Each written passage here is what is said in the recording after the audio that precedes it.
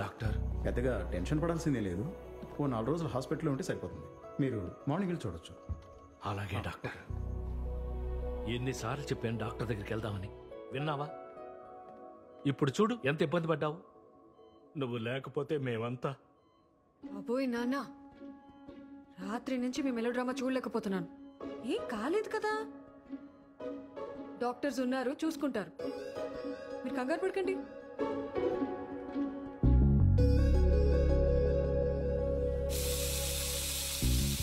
అమ్మకి ఇలా అయ్యేసరికి చాలా టెన్షన్ పడ్డాను సార్. ఈ టైంలో ఏదైనా అయి ఉంటే నా ఆస్ట్రేలియా ప్రోగ్రామ్ మొత్తం పోస్ట్పోన్ అయ్యేది. ఆస్ట్రేలియా ఏంటండి? ఓ, మీకు చెప్పలేదు కదా, 5 days లో ఆస్ట్రేలియా వెళ్ళిపోతున్నాను సార్. మా పేరెంట్స్ కూడా చెప్పలేదు. ఇంత సడన్ గా ఎందుకండి ఇప్పుడు? సార్, మళ్ళీ కొన్ని రోజుల తర్వాత నాకు పెళ్లి అనే ఎమోషనల్ డ్రామా స్టార్ట్ అవుతుంది. మీకేం సార్, ఎవరినైనా కన్విన్స్ చేసేస్తారు. నాకంత సీన్ లేదు, అందుకే దూరంగా వెళ్ళిపోదామని డిసైడ్ అయ్యాను.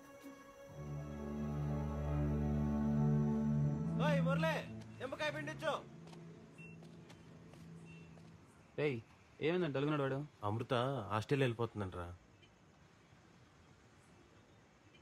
మరేంటి పరిస్థితి? ఏమోరా. ఆ బుక్ ఏదిరా, చింపిపడి దొప్పుతాను. ఆ శ్లోకాలతో మైండ్.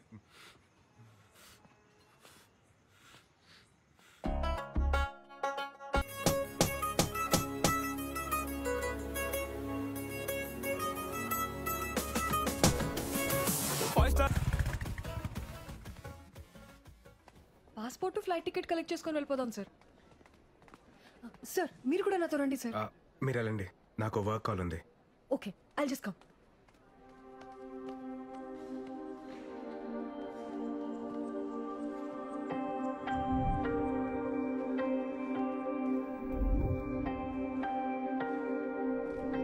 సార్, వెళ్దామా?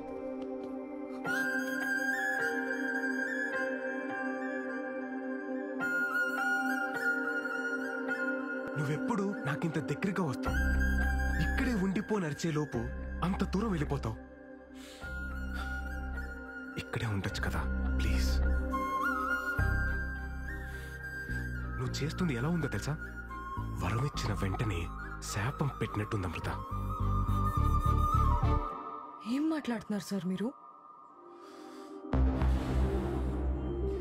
ఇన్ని ఇయర్స్ నా పక్క సీట్ ని ఖాళీగా పెట్టుకుని ట్రావెల్ చేసిన ఎక్స్పీరియన్స్ తో చెప్తున్నాను అమృత.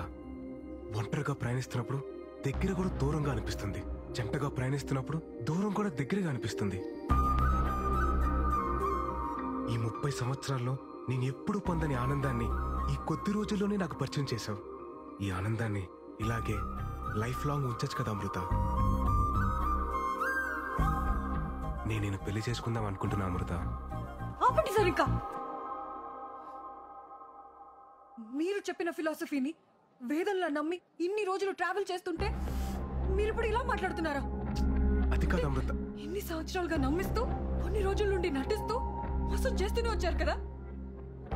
Your a cheater. లైఫ్ లో మళ్ళీ ఎప్పుడు నాకు కనబడకండి please. Amrutha,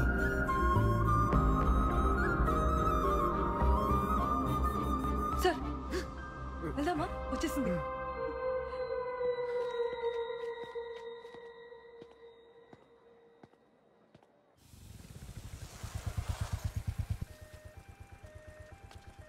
bye sir. Sir, నా వీసా వచ్చేసింది. 2 days లో మీటింగ్ అయిపోగానే వెళ్ళిపోతాను. అంతా హ్యాపీగానే అయిపోతుంది కదా సార్? Thank you sir, bye.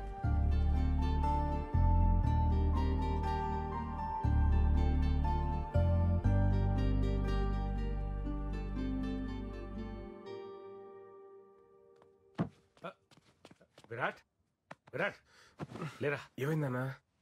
ఎక్కడికి నాన్న? చెప్తారా.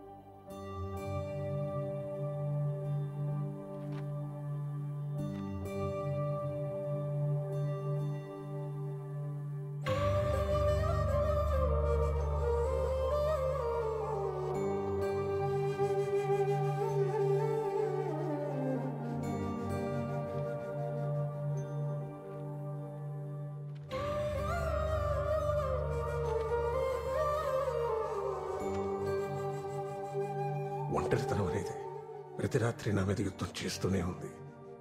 దాని మీద ధైర్యంతో గెలుస్తూ వచ్చాను. కానీ రాత్రి ఒంటరితనం ముందు నా ధైర్యం ఓడిపోయింది. నేను బాగానే ఉన్నానని మీరు అనుకోవచ్చు, కానీ అస్సలు బాలేను. మిమ్మల్ని బాధ పెట్టాలని కాదు, ఇలా బతకలేక చనిపోతున్నాను. క్షమించండి.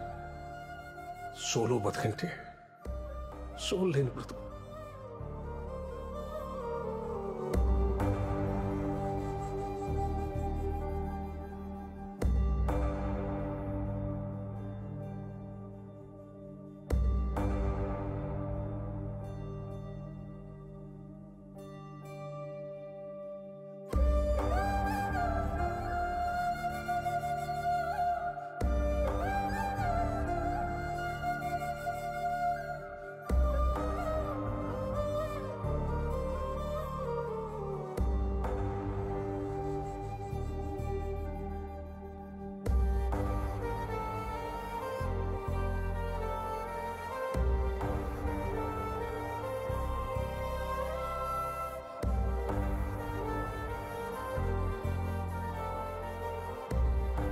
విరాట్, సోలో బతికే సో బెటర్. ఒక్కసారి మన కన్నీళ్ళు తుడుచుకోవడానికి మన 2 చేతులు సరిపోవా? మీరు నాకు ఆరాధ్య దైవం సార్. మీ అమ్మాయిని మార్చి పెళ్లి చేసుకున్న బాధ్యత నాది. అందరికీ దూరంగా ఆస్ట్రేలియా వెళ్ళిపోతాను.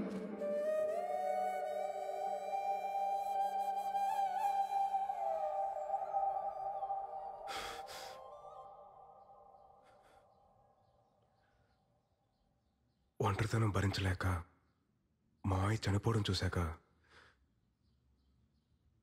భయం వేస్తుందమ్మా. నేను ఎంత పెద్ద తప్పు చేశానో నాకు అర్థమవుతుంది. నా బాధ ఏంటంటే ఈ పెళ్ళొద్దు, ఈ ప్రేమొద్దని అంతమందిని నమ్మించగలిగినోడిని పెళ్లి చేసుకుంటే బాగుంటది, ప్రేమిస్తే బాగుంటదని ఒక్కదాన్ని నమ్మించలేకపోతాను చూడు. ఛే! పిచ్చి పిల్ల మా అమృత. నేను చెప్పిందంత నమ్మి తను వాళ్ళందరినీ దూరం పెట్టి ఎక్కడికో ఆస్ట్రేలియాకి వెళ్ళిపోతుందట. ఏం చెప్తే తనకు అర్థమవుతుందో నాకు అర్థం కావట్లేదమ్మా.